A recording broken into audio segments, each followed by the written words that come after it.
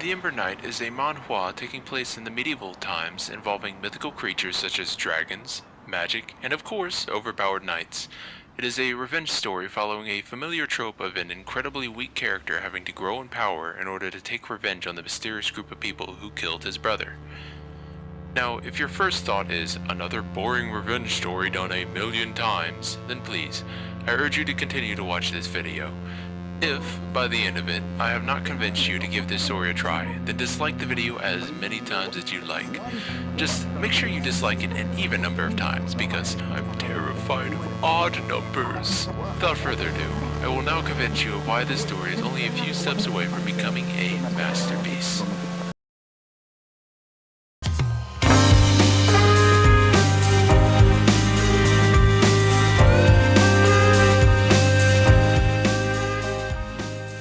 I believe the title for this part speaks for itself. The writer for The Ember Knight is Hwansaeng. He started drawing when he was in elementary school and later started publishing cartoons on the internet, which is when Liaison Comics PD came to him and requested him to be a writer. He then published a manhwa named Young Old. The reason he named it this was specifically because he thought the name was funny, since the story follows an immortal and a young girl. When having it translated for the English audience, he decided to call the work Gilgamesh. The reason behind this is because Gilgamesh means old, Gilga meaning old, and Mesh meaning young. It is to represent a person who has experienced both life and death. Is that what Gilgamesh really means? Well, I've found various responses, so it's a resounding I don't know. That is why he chose the name in the first place though, so it doesn't matter if that's what it means, all that matters is his intention of calling it that. Gilgamesh follows an immortal wishing to die and a cursed girl wishing to live. It is through these opposing viewpoints that the story plays out in the way that it does. The immortal wants to save the girl, and in turn wants to find a way to end his own suffering. The story's main strength is the mystery behind the old man's immortality and the girl's incurable curse. It has great fights, situations, art, battle choreography, and pretty good character development, but I would be lying to you if I said the manhwa was perfect. The actual story itself has a very unsatisfying conclusion. It doesn't help that the accumulation of everything the story was leading up to felt as though it was merely the beginning of the end and not the end itself. Multiple questions were left unanswered, story beats left empty, and the audience craving for more. Many people also disliked that the young girl, who was supposed to be on the verge of death, never actually acted like she was sick. She would cough once or twice every so often, and that was about it. The story showed signs of Hwansaeng's infancy, but two things stuck out among the story itself: the characters and the world building. You might be wondering, why are we talking about this previous work, Gilgamesh? Well, that's because both works take place in the same world. They even have a few reoccurring characters from both works, so it's a good place to start. Now, is Gilgamesh necessary to read before reading The Ember Knight? Definitely not. I started reading The Ember Knight first, and only decided to start reading Gilgamesh 20 chapters in. It was not because of a lack of knowledge, but because I craved for more from this author.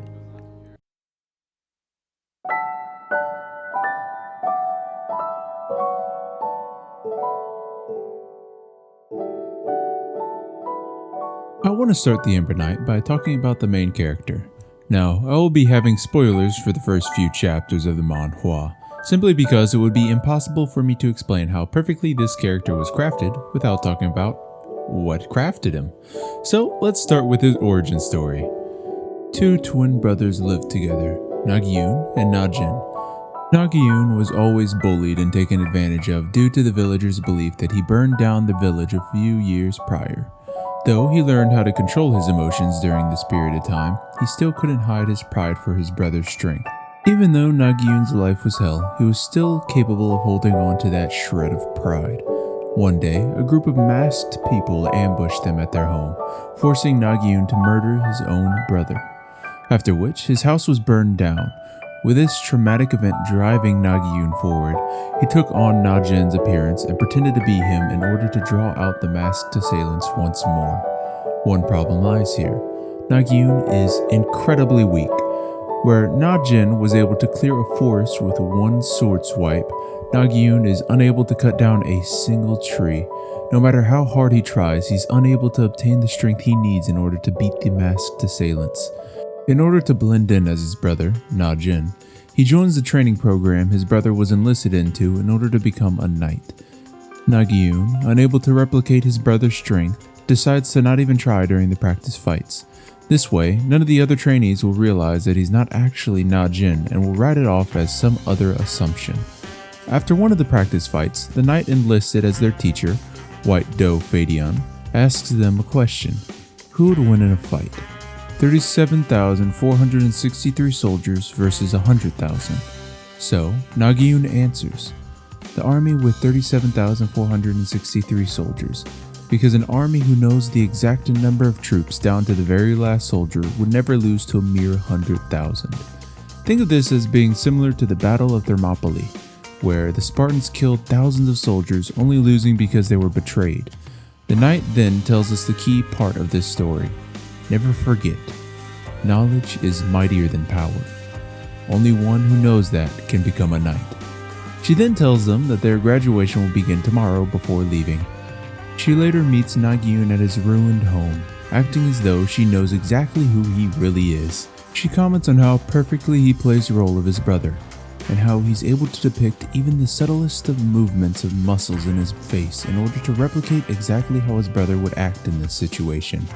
Nagyun believes that she might even be one of the masked assailants at first, but then realizes that she's way more powerful than any of the masked assailants were. That leaves Nagyun with only one choice, to play the role of Najin. That's when she tells him something that sticks with him for the rest of the story. Mark my words, you're not meant to become Najin. Though he doesn't take this remark immediately as being very important, it still defines the actions he takes for the rest of the story and the character he becomes. White Do is basically the embodiment of foreshadowing. I would love to take a quick moment to say that this story so far has been severely limited to only the most relevant content, so if you are interested in reading this manhwa, then please start at the beginning. What I'm trying to say is that this quick introduction to the start of the story should not be viewed as a replacement for the actual source material. The next day arrives and we are presented with a new character, Rosewood Fox Ludica. She is also a knight and will be evaluating the skills of the trainees to see if they are worthy of becoming Northern Knights apprentices. The only rule that the trainees need in order to pass the exam is simple: defeat a knight within 3 days. Fadion also states that, no matter what, she won't let anybody die during the tests. Nagyun then states how difficult a task this really is. Even if 10 knight apprentices attack a knight, there would be no chance of them winning. In total, there are only 5 of the trainees, and even then, they aren't considered knight apprentices until they actually defeat Rosewood Fox Ludica. So, it's easy to see how there must be a loophole in the design of this test. Nagyun continues to sit on the sidelines, watching as the other trainees are defeated one after the other. That's when, after losing on the first day, one of the trainees asks Nagyun a question. How do we defeat her? She has already gotten in fights with Nagyun in the past over his reluctancy to help the team, so this time she realizes Nagyun must have been studying her fighting patterns from a distance. That's when he comes up with a possible plan of increasing their chances of winning in a fight. The rules only stated that they had to win within 3 days. It was never stated that the fights had to take place under the guidelines of the arena, meaning they could attack her in her sleep. It wouldn't be a guaranteed win, but it would lean the battle more into their favor. That's when the group disagrees. They don't want to win in a dishonorable way. So the next day comes and they try combining their strength into a group attack. Their goal? Use Lazyun, one of the trainees' special attack to end the fight. The first step in setting up this plan was to take away her only line of defense, her umbrella. After attempting to immobilize the umbrella, one of the trainees calls out to Nagyun. This quickly alerts Ludica to the dangers of the motionless Nagyun, forcing her to move her umbrella to block the oncoming attack. But Nagyun was still motionless. They had used him as bait in order to set up Lazyun perfectly in her blind spot. That's when Ludica unleashes an iconic anime move, the murderous glance. This is just one of those anime tropes that I actually adore. It makes very little sense and most of the time can be explained away as some aura, but I still find it as being one of those things that can bring out an artist's creativity on how evil they want their character to look when they're doing this move.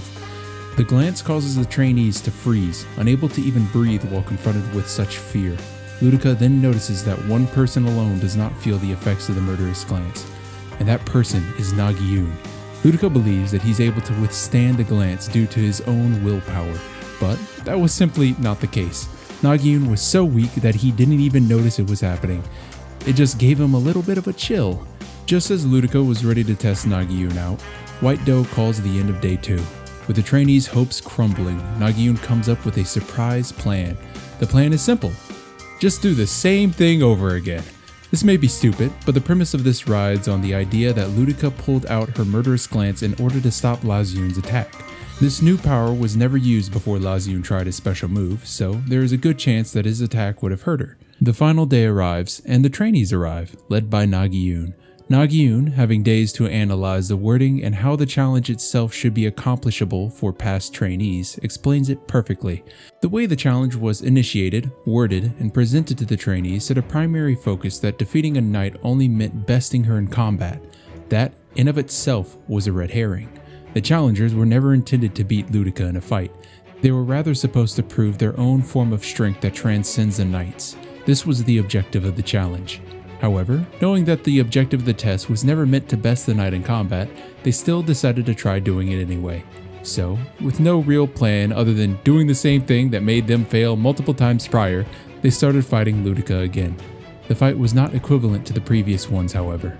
Nagyun's blatant mockery of the test itself by refusing to partake in the correct answer and instead forcing the red herring into the correct answer enraged Ludica.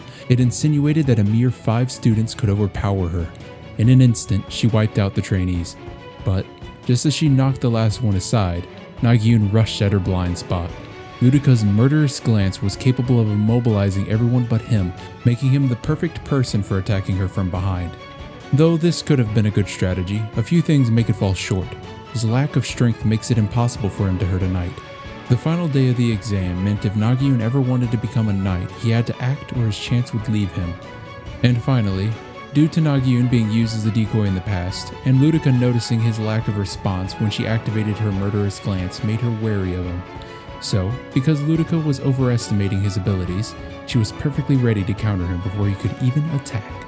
A counter filled with rage over the mockery of her strength and the desire to see the prodigy's true power.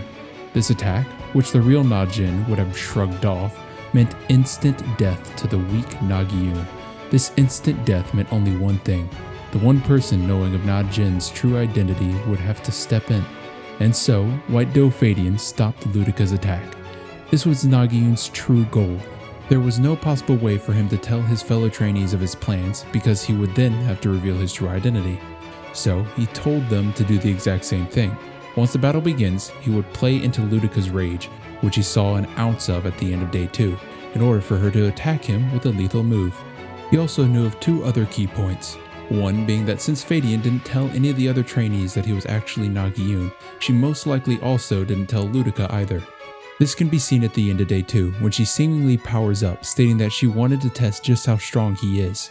If she knew that Nagyun was actually Nagyun, then she would have never said this line, knowing he was, at best, average. It could be assumed that, since Fadian didn't tell any of them yet, she had no intention of telling them in the future. This meant that Fadian had no possible way of justifying why she blocked Ludica's attack from hitting someone known as a prodigy. She strikes again for Nagyun, but Fadian stops her once more. Ludica asks why, and, just as Nagyun had hoped, Fadian says it's a secret. This means that, if Ludica wanted to continue the fight, she would also have to fight Fadian at the same time. Since this isn't a true battle to the death, Fadian labels this as a win for the trainees. Now, you might be thinking my explanation of how Nagyun beat the test using Fadian was kinda BS. I mean, they never even explained it like this. They leave most of it up for interpretation. And with that, I would also say, yeah, it is BS. But I've read 99 chapters of this manhwa. I know how this character acts, how he thinks, and how he fights. This was 100% his plan from the moment he conceived it on day 2. Nagyun, as a character, could best be described as a villain in the way he fights. He's probably the weakest character we will ever see in this manhwa, but the way that he manipulates people is downright beautiful. He will bend the truth, read people's expressions, manipulate information in such a dynamic and interesting way that I can't help but be amazed every time he weasels his way out of certain death. Now, don't get me wrong, he gets a little stronger in the manhwa, but if growth in strength from how he was in the start of the manhwa was represented as percentage at the current part of the manhwa, then he would have increased in strength a total of 3%. His strength does not come in from his character alone, but echoes back to what Fadian said at the very start of the manhwa. Knowledge is mightier than power, and the only one who knows that can become a knight. And that's exactly how Nagyun fights. A great comparison to this character would be Iago from play Othello, written by William Shakespeare. He is considered to be one of the evilest characters ever written by Shakespeare, comparing his deceit with only Lucifer himself. I will now create a completely fabricated event and show you how Nagyun would react in order to counter the dangers ahead. Let's say Nagyun finds himself face to face with an impossible to defeat enemy. He has two friends with him, and their only escape route is blocked. How would he get out alive? He would first analyze the enemy's motive, their stance, body structure, and even their movements. Before ever fighting, his first option would be to read the enemy's motive and sympathize with the attacker's goal. The enemy could be dressed in clothing unfamiliar to them, meaning they are from a foreign kingdom. Nagyun would predict that, since the foreign individual had not yet tried to kill them, he may want something from them, or may be expecting to find someone there. Nagyun would lead with an open-ended question, having the individual infer on what he might have meant exactly, something along the lines of, "You're here?" This insinuates that Nagyun was expecting the man all along, but was surprised to see him at this very moment, or that whoever the man was supposed to meet up with also told Nagyun ahead of time. Nagyun would read the man's response, dissect it, and present a similar idea that paints him and his friends as allies rather than enemies. I will no longer indulge in this fantasy scenario, but I hope it helped you further understand just how calculative and smart Nagyun is portrayed in this story. This form of character, in a sea of similar stories, is a breath of fresh air. We are no longer looking to his growth and power as a form of progression in the story, but rather we are solely looking to his tactics of deceit as a form of character development. Though this trope had been done a million times, Hwansaeng has still found a way to push the envelope forward and create an incredibly interesting main character.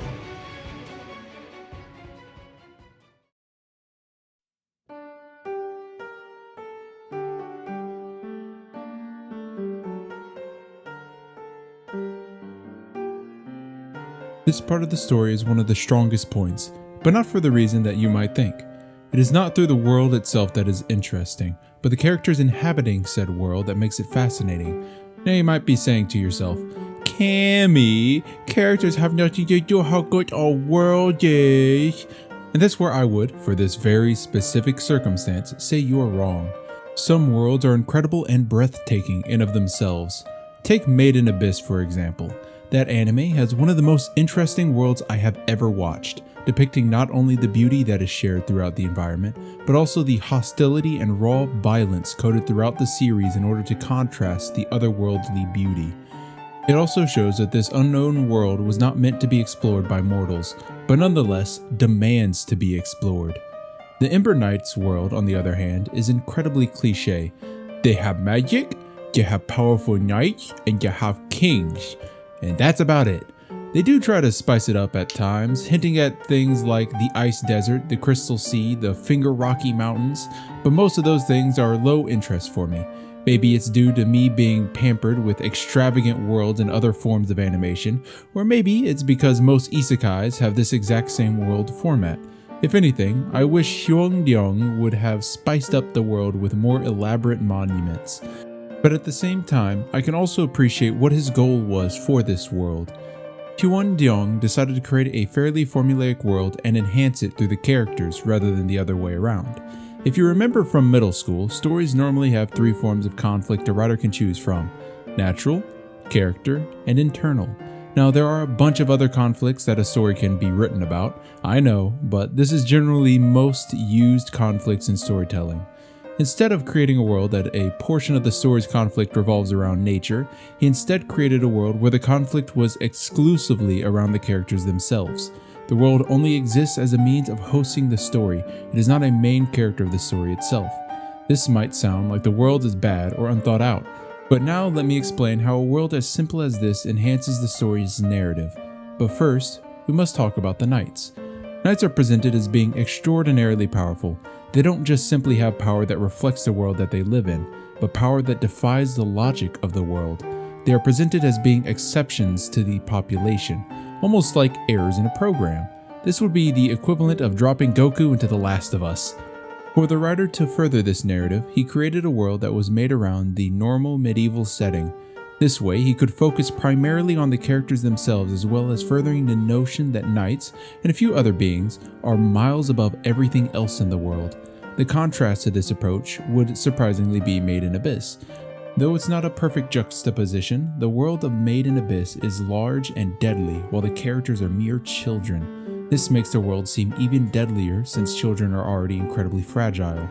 I hope I was able to get my point across. Now, this is the perfect time to transition to the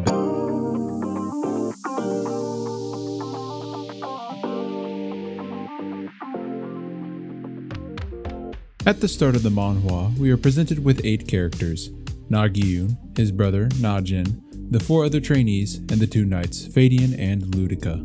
This is not taking into account the other 5 masked assailants who killed Nagyun. So, as you can tell, we are starting off with quite a few members already. Luckily though, the writer spent just enough time showing us the other trainees that the reader gets a gist of how they will all act. Sadly though, it does not last.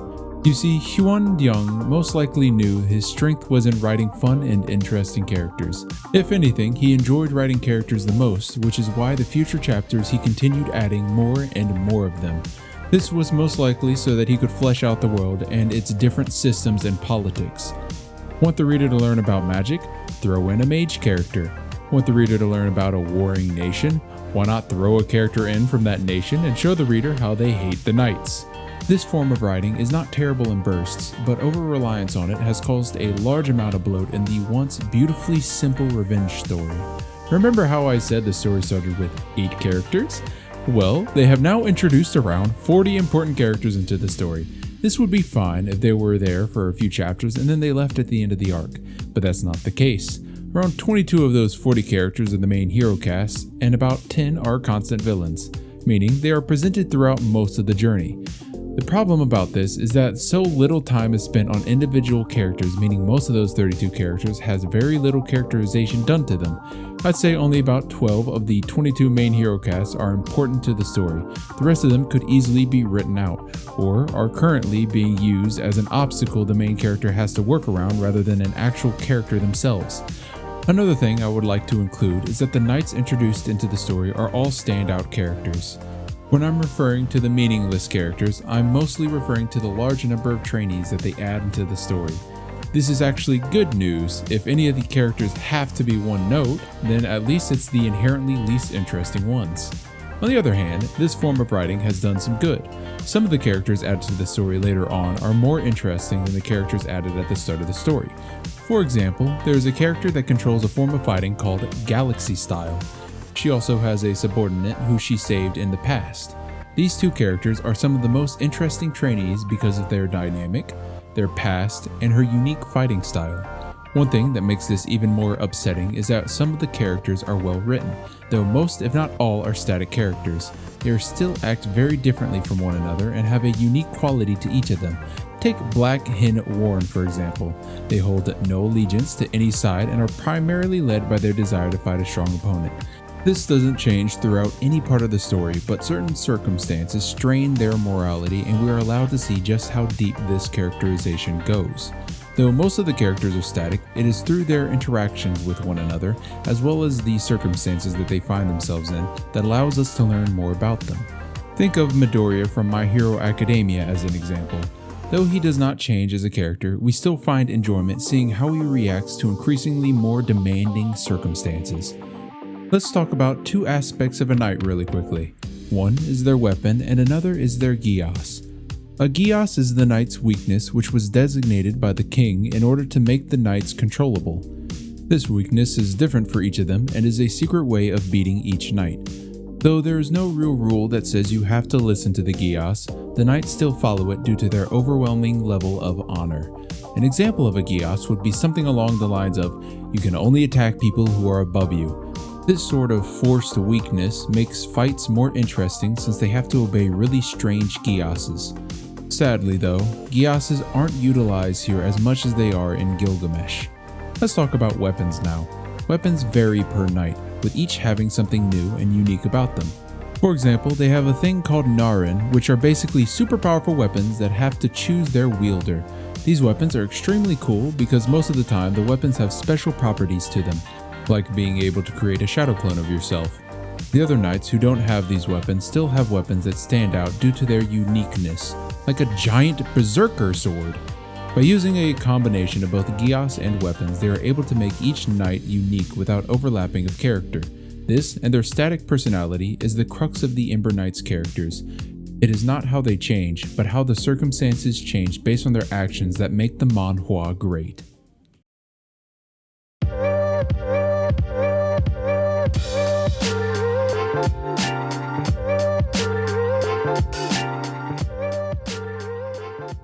I'm grouping the story and the art together in this section since the art portion isn't going to be a very long discussion and most of the story has already been discussed in previous sections. There are just a few things that I have to talk about in regards to the story. If you didn't notice already, the story starts very small and confined. The narrative follows the 5 knighted princesses in their small village, but over time opens up to the rest of the world. They do this transition very well. The writer slowly over the entirety of the story expands the scope of the narrative little by little. This is either done by them traveling to accomplish a mission or by them introducing a new character. The only reason I noticed the expanding scope is because I was making this video. It starts off so confined, and by the time you realize it, there are 5 different groups all from different parts of the world trying to further their own goals, with 3 different groups having their own narrative at a completely different part of the world from the rest of the groups. Though the main story of the manhwa is fairly straightforward, the politics they added really brings the story well above what it would normally deserve. This is carried by a couple standout characters that really sells the experience they are trying to create. You might be thinking that I'm trying to sell you on a political thriller, but that's not quite what it is. The story is all about Nagyun being the weakest person around in a sea of intertwining motives and formed pacts. If one of their lies slips, then he's done for. It is this balance of information that the story excels at. There are parts in this story involving Nagyun lying about who he is to 4 different people, all at different times. To make this even more clear, let's do a little game of pretend. You are a fisherman and you lied about who you are to 3 people. Person A thinks you are an accountant and they hate scuba divers. Person B thinks you are a scuba diver and hates janitors. Person C thinks you are a janitor and hates accountants.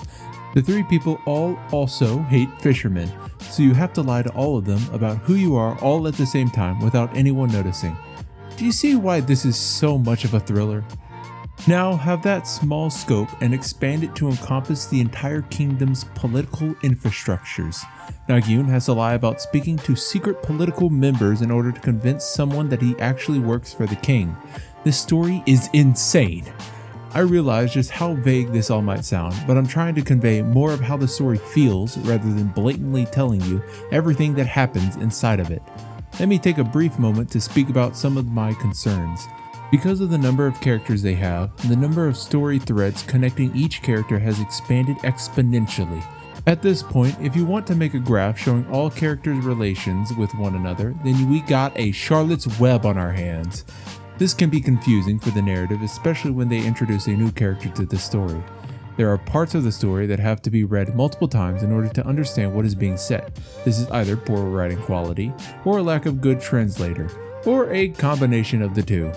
Another problem I have lies more with the art than it does with the story, so what better time than now to transition.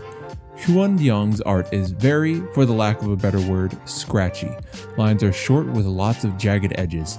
It's something you would probably find in a sketchbook. I'm by no means saying that the art style is bad. On the contrary, I actually love this kind of style. It's not super clean and polished, so things look more rough around the edges. This not only adds a recognizable style to Deong's works, but also adds character to the world. I would go into detail of how certain characters have distinct differences on how the character is drawn, but there are none. This is one of the failures that the artist falls into. A lot of characters look similar to other characters to the point that the only thing making them stand out is their hair color. As an example, Wadrin and Tyr look like the same person, they just went with different barbers. And that's not even taking into account that Myoza looks like both of them, but with a hood. Some characters have standout qualities, some characters being the knights and the villains. The way that they achieve this standout quality ranges from either their drip or their weapons of choice. One knight uses an umbrella, and another uses a heat-seeking spear. Most of the knights have both an interesting weapon and hot as hell drip, but there are a few things that feel like an afterthought. Let's move over to the fight scenes. This is another place that the artist excels at. Due to the art style looking sketch-like and rough, this makes the fight scenes appear more visceral and sharp. Take this scene for example. The author draws this girl's head getting hit by an umbrella, but instead of making this attack look more tame since this is merely a practice fight, the author made the attack look as though it's as deadly as possible. It's so powerful it made the character's head explode from the force. He draws each attack perfectly, exaggerating blows to obliteration levels of strength. Most battles flow smoothly with a few scenes showing a single action taking place in order to express just how important that action was. They also sometimes use these scenes to conceal the person who stopped it. Most of the attacks shown use very explosive actions, while some uses slashes when necessary. This further emphasis on explosive power exemplifies the idea of them being errors in this world. One thing I have to mention in this section is the formatting these manhwa use. Instead of selling magazine-style books, they instead utilize people's phones as the primary source of distribution. This means that each manhwa page is a long, singular connected image that you scroll down. Because of this format, artists can tease future panels by having eye-catching items scale larger than a phone screen can provide. It's hard to put into words, so hopefully Future Kami didn't forget to put an example image of what I'm talking about. You might be wondering why I'm bringing this up now. Well, these long panels are incredibly utilized in this manhwa. There will be large attacks that, as you scroll down, only grow larger in scale to how powerful they are.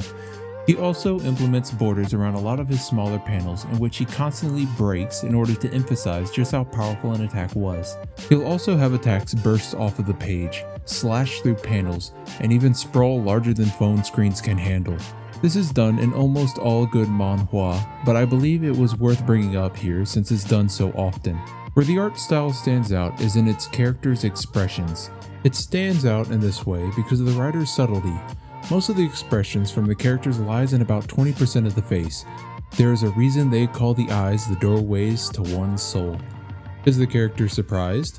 Widen their eyes. Are they happy? Curve their eyebrows. Are they angry? Constrict their pupils and add blood vessels. He's able to even add the slightest hint of a character being exhausted by adding a few lines under their eyes. Though the artist zooms into their eyes multiple times, he uses this as a way of showing subtle details on the character's expressions. I scrolled through a couple of these chapters without reading any of the words to see if I could still tell how each character was feeling in that moment, and every panel I went to, you could almost guess what the character was thinking about in that moment. They do include a few other parts of the body to express a person's emotions. A small smirk, or even having the character grasp their hands tightly to show anger. Not every emotion is subtle. Some are drawn through exaggeration to express a certain emotion from the readers, like showing someone's body consumed by darkness as only their eyes are visible, depicting both strength in that character and fear for the people fighting them. Though this is a pretty routine way of drawing a scary enemy, it looks better due to the artist's style. Even the laziest drawn background character fits perfectly into this world. Even a mediocre looking background character doesn't stand out using this art style.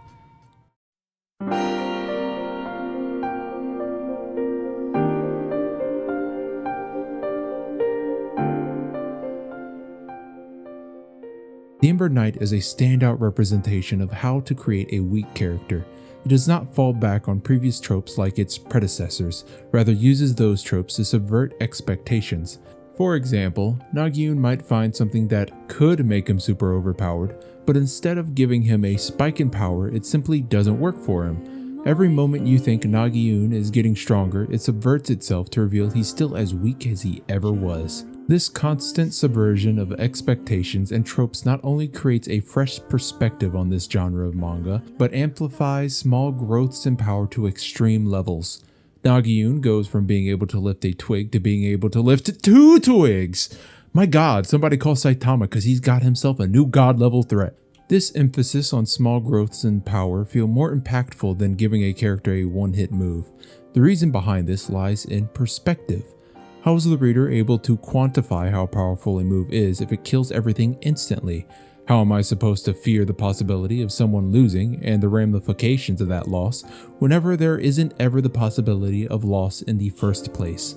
Most shows that give the protagonist a trump card result in that show becoming a comedy, because how do you make someone extremely powerful but also add stakes to the show at the same time? Unless you're One Punch Man, you simply don't. This way, by slowly giving Nagyun new avenues of strength, you can quantify the possible scenarios he might be able to use it in.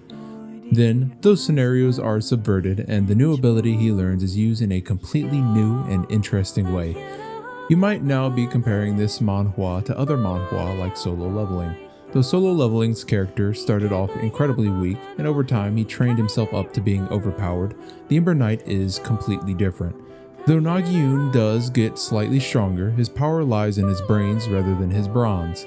No matter what Nagyun does, every character around him is still more powerful than him to an overwhelming degree. This manhwa isn't one where the main character gets stronger and takes his revenge, nor is it one where he gets an overpowered ability. This manhwa is a completely underused asset in stories. It's about manipulation, lies, deceit, and every possible underhanded tactic used by the weak in order to beat even the strongest of enemies.